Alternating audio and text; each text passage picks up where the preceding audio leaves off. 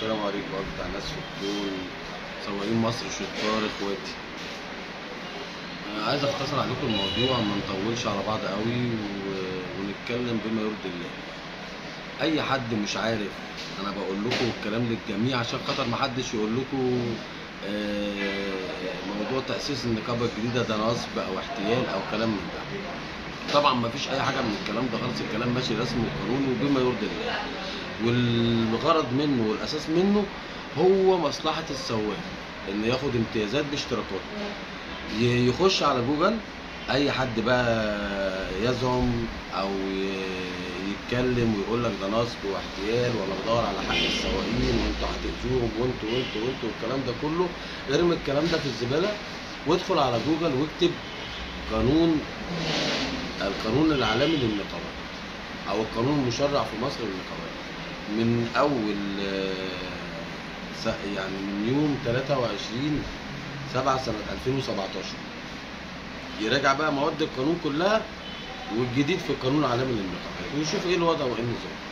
اما بالنسبة لشغلنا، احنا اشتغلنا واسسنا عشان جميع حقوق السواقين وامتيازاتهم، تمام؟ رضى البعض او لم يرضى دي حريات شخصية، عايز يفضل في المكان اللي هو فيه دي حرية شخصية. الموضوع ديمقراطي وانتخابي، ما فيهوش اي ضغوط على اي حد ولا في اي حوار لاي حد. الموضوع بخاطرهم، بخاطر السواقين. كل سواق بيعمل بدماغه برأيه ان كان عايز يغير او مش عايز يغير، تمام؟ عشان ما نطولش على بعض ويظهر البعض في الكلام ويقول ان الموضوع ده نصب او الموضوع ده احتيال او الموضوع ده بيشتت السواقين او بيضيع حقهم. احنا ما عملناش غير عشان حقهم، تمام؟ او دلوقتي بنبدا في انشاء نقابه عشان حقوقهم وعشان امتيازاتهم، تمام؟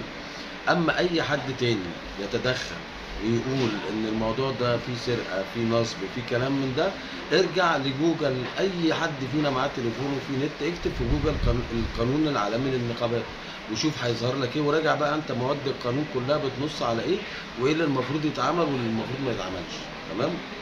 احنا شغلنا قانوني 100%. ده رقم واحد.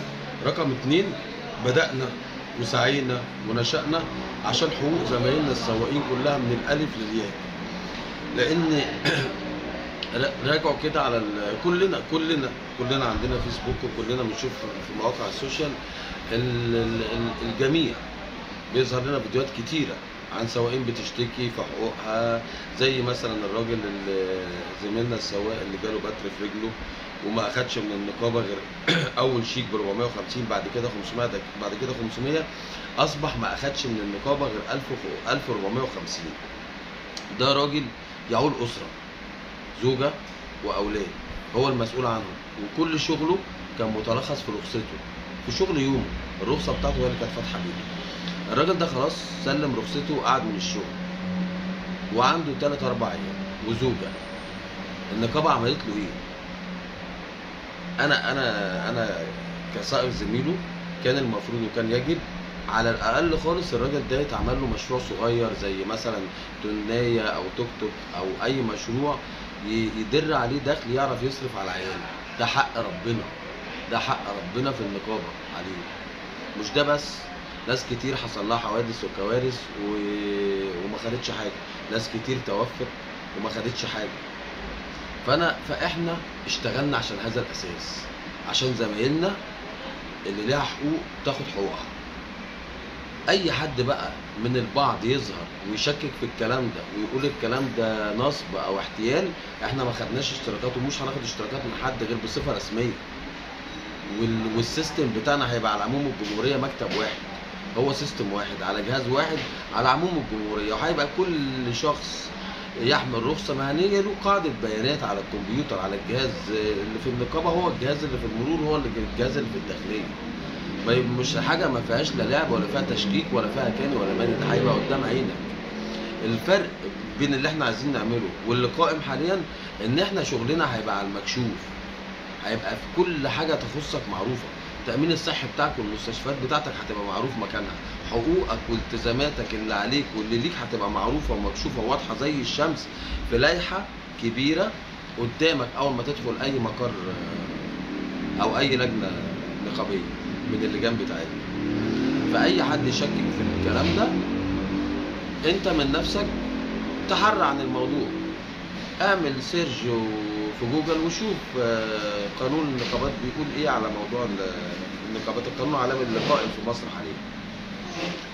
وما تدفعش اشتراك غير لما تشوف بعينك سيستم رسمي وقاعدة بيانات رسمية وورق رسمي 100% من الدولة معتمد.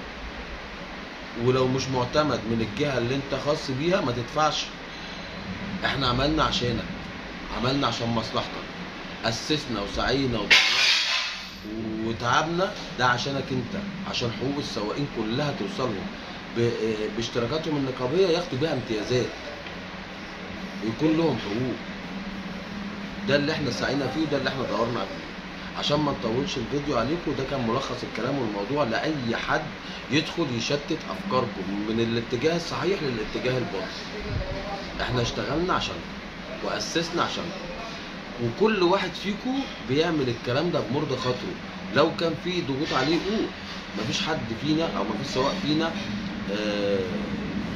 عقله مش موجود ولا سوري يعني في اللفظ مش في وعيه. كل الناس واعيه وفاهمه ومتعلمه، والسواقين كلهم ولاد سوق وفاهمين كويس هما بيعملوا ايه وبيخطوا ايه، عشان كل واحد من ناحيته يرتاح. كل سواق بيمضي عارف هو بيمضي على ايه ورايح فين ومنين والفين. اي يظهر البعض يقول لك انت بتضيع حقك. غلط، انت بتجيب حقك.